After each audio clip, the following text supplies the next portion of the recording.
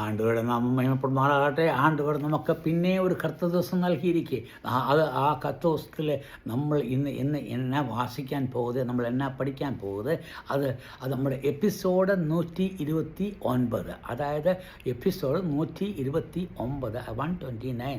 അതിൽ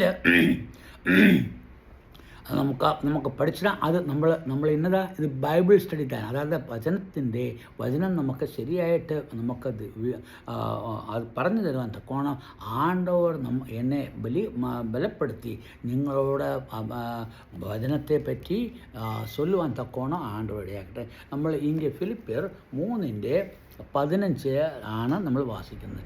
എന്നാൽ 3:15 നമ്മൾ നേരത്തെ എന്നെ വാസിച്ചാച്ചേ இங்கே பவுலோஸ் சொல்லுது, ഞാൻ മുമ്പിലുള്ള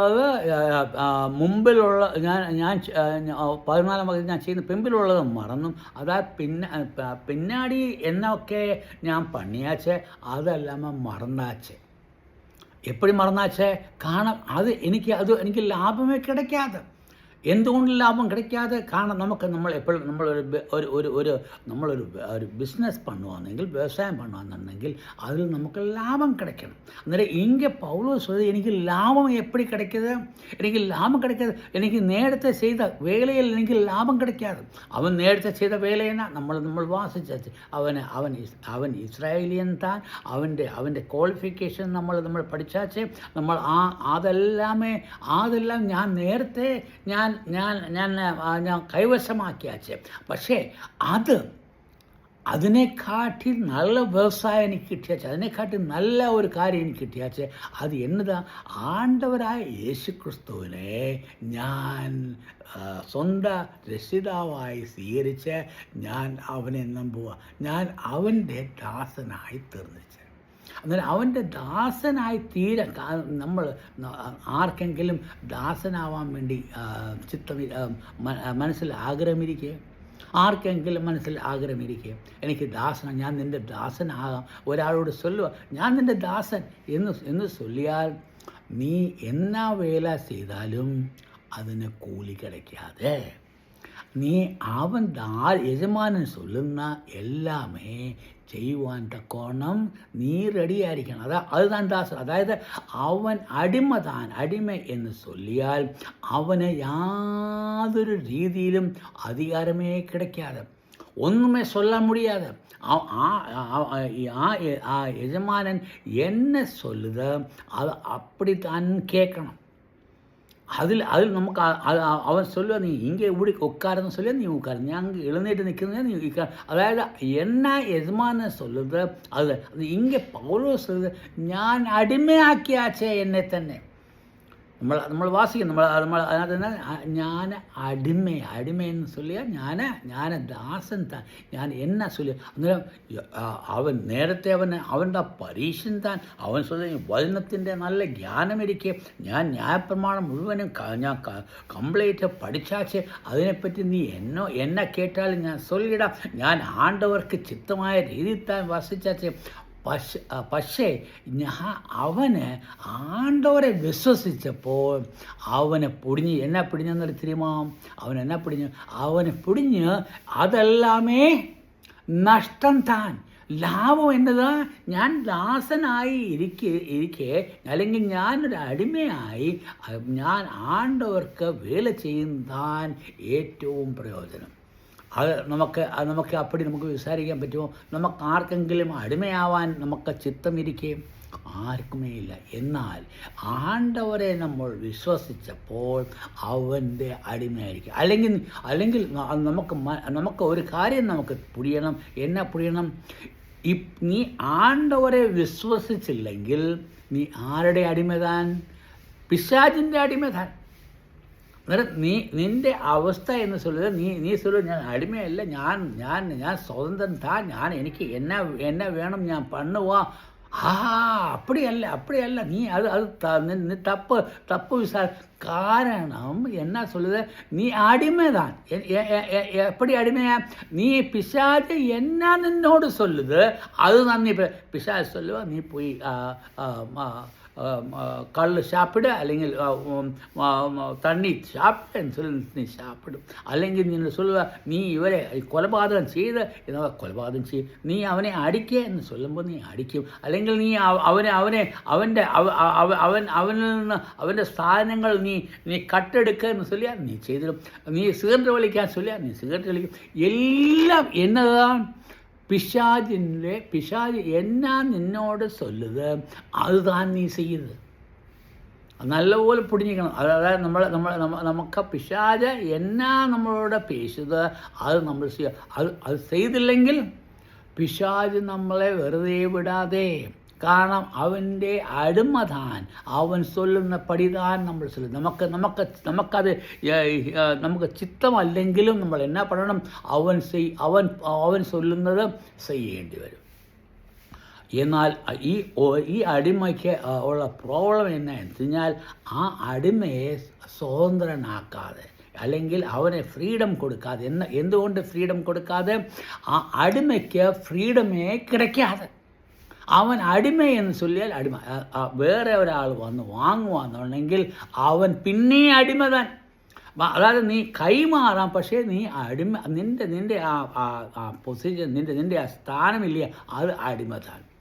എന്നാൽ നമുക്ക് ഇങ്ങനെ നമുക്ക് വാസിക്കുന്ന ആണ്ടവരായ യേശുക്രിസ്തു നമ്മളെ നേസിച്ചത് മൂലം നമ്മളെ ആ പിശാചിൻ്റെ കയ്യിൽ നിന്നും വില കൊടുത്ത് നമ്മളെ വാങ്ങിയാച്ചേ. പിശാചിൻ്റെ കയ്യിൽ നിന്ന് എങ്ങനെ വില കൊടുത്തു ചോദിച്ചാൽ, അവൻ എന്ത് വില കൊടുത്താച്ചേ? പൈസയല്ല കൊടുത്തത്, അവൻ സ്വന്തം ജീവൻ കൊടുത്താച്ചേ. എന്താ കൊടുത്താച്ചേ? സ്വന്തം ജീവൻ കൊടുത്ത് താൻ നമ്മളെ വിലയ്ക്ക് വാങ്ങിയത്. നല്ലപോലെ പിടിക്കണം. അതായത് നമ്മൾ എന്നാ സ്വർണമോ അല്ലെങ്കിൽ വെള്ളിയോ അല്ലെങ്കിൽ വേറെ ഉള്ള കാര്യങ്ങൾ കൊണ്ടല്ല നമ്മളെ വാങ്ങിയത് സ്വന്തം ജീവൻ തന്ന്. സ്വന്തം ജീവൻ എന്ന് പറഞ്ഞാൽ അവൻ്റെ സ്വന്തം രക്തം നമുക്ക് തന്ന് അവൻ നമ്മളെ വാങ്ങിയാച്ചേ. അവൻ നമ്മുടെ പാപത്തിൻ്റെ രക്തം, അല്ലെങ്കിൽ പാവക്കറയുള്ള രക്തം, അല്ലെങ്കിൽ പിശാചിൻ്റെ കയ്യിലുള്ള രക്തം, അത് മുഴുവനുമേ ഊറ്റിക്കൊടുത്തിട്ട് അത് മുഴുവനും നമ്മളിൽ നിന്ന് ഊറ്റിക്കളഞ്ഞിട്ട് ആണ്ടവരായ യേശുക്രിസ്തുവിൻ്റെ രക്തം മൂലം നമ്മളെ കഴുകി നമ്മളെ ശുദ്ധീകരിച്ച് ഇപ്പോൾ നമ്മൾ വിശ്വാസിയാവുമ്പോൾ നമ്മൾ എന്നാ பண்ணுவோம்? ആ രക്തം താൻ നമ്മളോട് കൂടെ ഇരിക്കുന്നത്. അതായത് നമ്മുടെ മനുഷ്യൻ എല്ലാവരും പാപിത്താൻ. അവൻ്റെ രക്തത്തിലേ ഇരിക്കെ അവൻ നിങ്ങളൊന്ന് പാത്ത് നോക്കി. നിങ്ങൾക്ക് എന്നെ നിങ്ങൾ പാക്കുവാന്നുണ്ടെങ്കിൽ ഒരു ചിന്ന പിള്ള, ഒരു വയസ്സ് പോലും ആയില്ല, അവന് എന്നാ പറ്റും? എപ്പോഴുമേ അപ്പനെയും അമ്മയും പാത്തിട്ട് അവന് എല്ലാമേ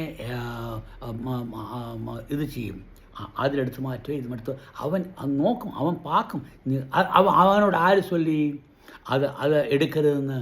അല്ലെങ്കിൽ എടുക്കുന്ന അപ്പായ്ക്കും അമ്മായിക്കും ചിത്തമല്ല എന്ന് എപ്പടി തോന്നി? അവൻ്റെ മനസ്സിലിരിക്കുന്ന അവന് പിടി അവൻ ചെയ്ത കള്ളം താൻ, അവൻ തൃടം താൻ ചെയ്യുന്നതെന്ന് അവൻ നല്ലപോലെ തിരിയും. ആ തൃടം ചെയ്യുന്നത് കൊണ്ട് താൻ അവൻ ഒളിച്ചു വെച്ചിടും. അന്നേരം നമുക്ക് അതായത് നമ്മുടെ രക്തത്തിൽ എന്നാ കിടക്കുന്നത്? പാപം താൻ കിടക്കുന്നത്. നമ്മൾ പാപത്തിൻ്റെ അടിമ. എന്നാൽ ആണ്ടവരായ യേശുക്രിസ്തു നമ്മളെ വിലയ്ക്ക് വാങ്ങിയപ്പോൾ, നമ്മുടെ രക്തം കഴുകി നമ്മളെ ശുദ്ധീകരിച്ചപ്പോൾ നമ്മുടെ പാപമായ എല്ലാമേ നീക്കി. എത്ര പാപം നീക്കിയാച്ചേ? നമ്മൾ വാസിക്കുന്നത് സകല പാപം എന്ന് ചൊല്ലിയാൽ നീ ജനിച്ച നാൾ മുതൽ, പിറന്ന നാൾ മുതൽ മരിക്കുന്നവരെ ഇറക്കുന്നവരെ എന്നൊക്കെ പാവം നീ പണിയോ അതെല്ലാമേ മാറ്റിയാச்சு. അപ്പം ജനിച്ച മുതൽ പിറന്ന നാൾ മുതൽ മരണം വരെ നമ്മുടെ എല്ലാ പാവം നീക്കിയപ്പം നമ്മളിൽ എത്ര പാപം കിടക്കുക? ഒരു പാവവും ഇല്ല. അന്നേരം ഇപ്പം പൗലോസ് എനിക്ക് ലാഭമായിരുന്ന എല്ലാം നഷ്ടമായിരിക്കും. കാരണം അത് കുപ്പതാൻ, അതുകൊണ്ട് എനിക്ക് പ്രയോജനമേ கிடைக்காது. ഇപ്പോൾ എനിക്ക് എന്നാ പ്രയോജനം? ആണ്ടവരുടെ മകനായാച്ച് ഞാൻ ആണ്ടവരെ വിശ്വസിച്ചപ്പോൾ ഞാൻ ആണ്ടവരെ ഇപ്പോൾ എനിക്ക് എന്നാ ഫലം கிடைக்கிறதுன்னு தெரியுமா? ഇപ്പോൾ கிடைക്കുന്ന ഫലം സ്വർഗത്തിലെ ഫലം. ആണ്ടവർ സൃഷ്ടിച്ച എല്ലാം നമുക്ക് നൽകിയിരിക്കുക. ഇത് ഏതാ നമുക്ക് ഈ ഭൂമിയിലുള്ള ഉലകം താൻ നമുക്ക് സകലതും അതോ സ്വർഗം സൃഷ്ടിച്ച ആണ്ടവർ നമുക്ക് സ്വർഗവും ഭൂമിയും എല്ലാം നമുക്ക് തരുവാന്നുണ്ടെങ്കിൽ ഏത് ബെറ്റർ താൻ? അതാണ് ഇങ്ങനെ പപ്പോസ്തലനായ പൗലോസ് എനിക്ക് അതെല്ലാമേ ഒന്നും ഇല്ല 15-ാം വാക്ക്. അതുകൊണ്ട് ഞാൻ എന്നെപ്പോഴും ഞാൻ ആണ്ടവരായ യേശുക്രിസ്തുവിനെ പാർത്ത് ഞാൻ ഓടിക്കൊണ്ടേയിരിക്കുന്നു.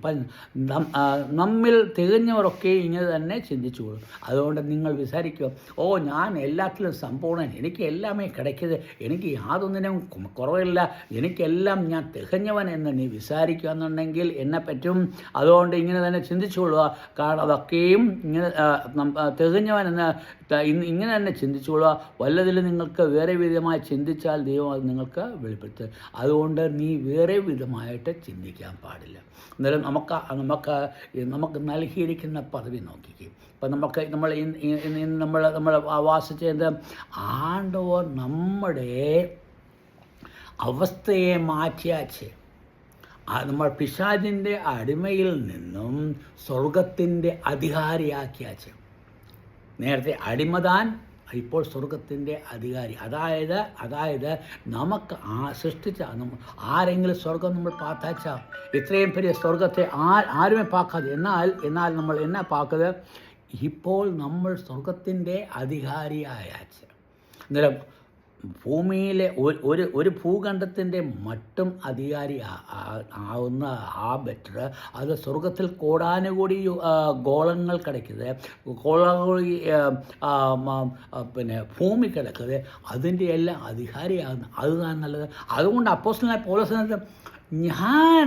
എനിക്ക് ലാഭമെന്ന് നനച്ചതെല്ലാം എനിക്കിപ്പോൾ എന്നെ അയച്ച് അത് അതിന് വിലയെ കിടക്കാതെ കുപ്പ, അതുകൊണ്ട് യാതൊരു പ്രയോജനമേ കിടക്കാതെ ഇപ്പോൾ എനിക്ക് പ്രയോജനം എന്നതാ?